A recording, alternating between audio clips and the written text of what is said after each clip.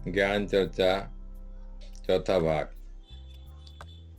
ओम नमः शिवाय। मातृशक्ति एवं बंधुओं, चौथी ज्ञान चर्चा में आप सभी का हार्दिक स्वागत है। आप सभी को दौलत राम का सादर नमन। तीसरी ज्ञान चर्चा में हमने नाश्ते से लेकर दोपहर भोजन के विषयों एवं बरतने वाली सावधानियों का चिंतन किया। आज की चर्चा का विषय भोजन की प्रार्थना और संध्या वंदन है। इसका शुभारंभ भोजन करने के पहले की प्रार्थना से करते हैं। यह 2 श्लोकों में है और दोनों श्लोक गीता में है। जो भी हम खाना पीना चाहते हैं उसे प्लेट या थाली में परोसकर ग्रहण करने के पूर्व अपने इष्ट देवी देवता का ध्यान करते हुए प्रार्थना करनी चाहिए। प्रार्थना 3 बार ओमकार का उच्चारण करके करनी चाहिए, जैसे आओ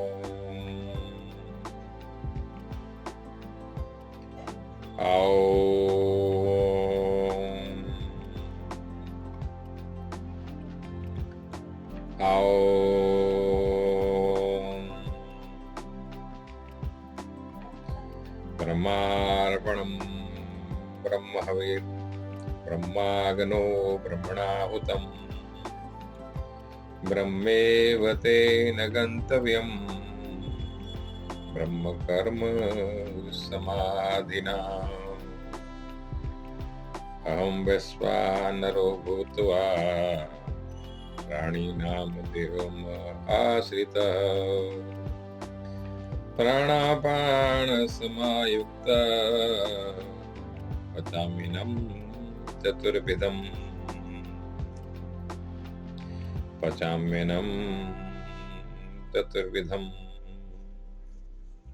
अर्थात यज्ञ में सब कुछ ब्रह्म ही है।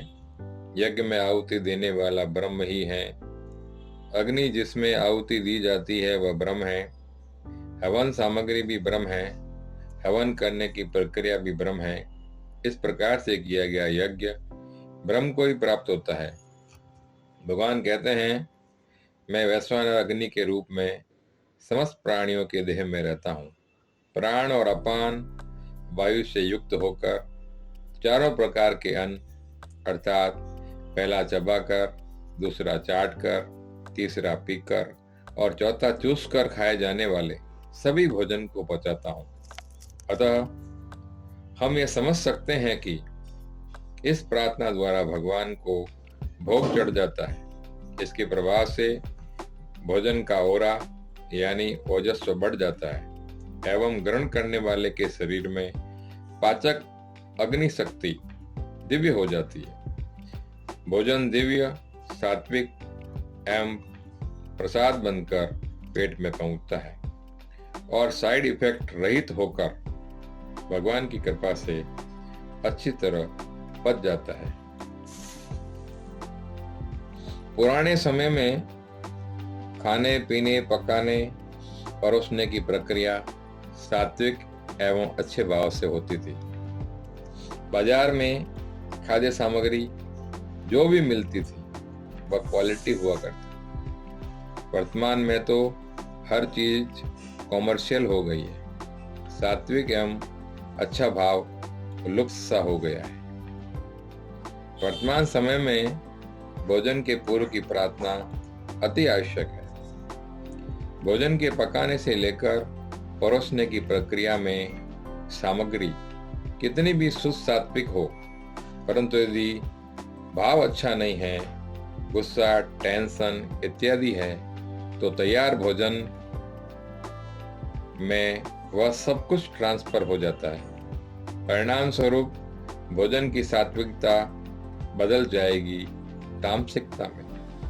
ऐसी बातों का कई बार हमें पता भी नहीं लगता है और भोजन अनजाने में ग्रहण कर लेते हैं।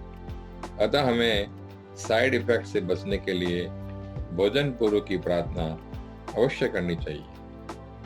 दिन भर के कामकाज पूर्ण होने के बाद अब हमें थोड़ा संध्या वंदन करना चाहिए। संध्या वंदन की चर्चा का आनंद हम 2 भागों में लेंगे। आज हम सिर्फ पहला भाग ही विस्तार से समझ पाएंगे। सूर्यास्त के समय से ही संध्या काल प्रारंभ हो जाता है।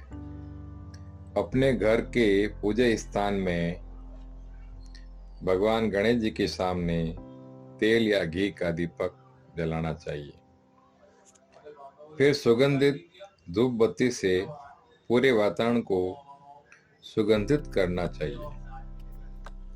पूजा स्थान में हमारे दाहिने हाथ की तरफ गुरु जी, हनुमान जी, माता सरस्वती विराजमान होने चाहिए और बाएं हाथ की तरफ हमारे इष्ट देवी देवता। बीच में भगवान श्री गणेश जी विराजमान होने चाहिए। इष्ट देवी देवता सभी के अलग अलग होते हैं, परंतु आज की चर्चा में उदाहरण के रूप में हमने शिव भवानी को इष्ट माना है, अतः हमें उसी अनुरूप समझना है। सर्वप्रथम आचमनी चम्मच से बाएं हाथ में शुद्ध जल लेकर उसे दाहिने हाथ से ढक लिया जाए। फिर पवित्रीकरण का मंत्र मन ही मन पवित्रता की भावना करते हुए मंत्र बोलना चाहिए कि ओम पवित्र पवित्रो वा सर्वावस्थां गतोऽपि वा यः स्मरेत् पुंडरीकाक्षं स बाह्याभ्यन्तरः शुचिः। ओम पुनातु पुंडरीकाक्षः पुनातु पुंडरीकाक्षः पुनातु। मंत्र उच्चारण के बाद उस जल को सिर तथा शरीर पर एवं पूजा सामग्री पर छिड़कना है। यदि यह मंत्र उच्चारण करना कठिन लगे तो सर्वविदित गायत्री मंत्र जैसे ओम भूर्भुवः स्वः तत्सवितुर्वरेण्यं भर्गो देवस्य धीमहि धियो यो नः प्रचोदयात्।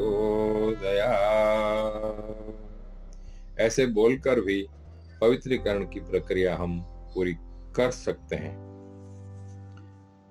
अब एक कटोरी भगवान श्री गणेश जी के सामने रख लें और गणेश जी से शुरू करके एक एक बार सभी देवी देवता के मंत्र क्रम से उच्चारण करते हुए 4-4 बार आचमनी चम्मच से जल लेकर कटोरी में डालते जाना है।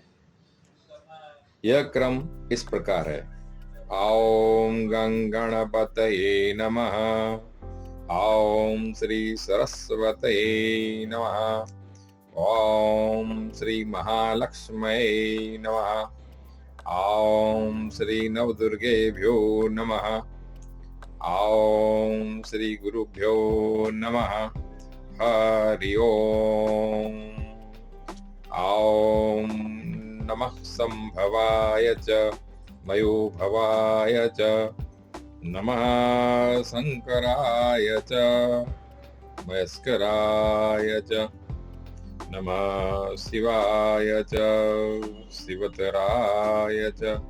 ओम नमः शिवाय नमः शिवाय नमः शिवाय। यह प्रक्रिया भगवान को 4 बार जल समर्पण अर्थात पहला वाद्यम, दूसरा अर्ध्यम, तीसरा आचमनम और चौथा स्नानम समर्पयामि के रूप में पूरी हो गई। शेष ज्ञान चर्चा के अगले भाग में। जय भोलेनाथ। गुरुदेवों का आशीर्वाद और भगवान की कृपा से ही यह चर्चा करने का सौभाग्य मिला है। विश्वास है कि आप इससे जरूर लाभान्वित होंगे। इस चर्चा को अपने साथियों को भी भेजने का कष्ट करें ताकि उन्हें भी इसका लाभ प्राप्त हो सके। हमारी विभिन्न ज्ञान चर्चा के भागों का लाभ नियमित रूप से प्राप्त करने के लिए कृपया लाल सब्सक्राइब बटन अवश्य दबाइए। धन्यवाद। ढेर सारी शुभकामनाओं के साथ आपका मित्र दौलत राम।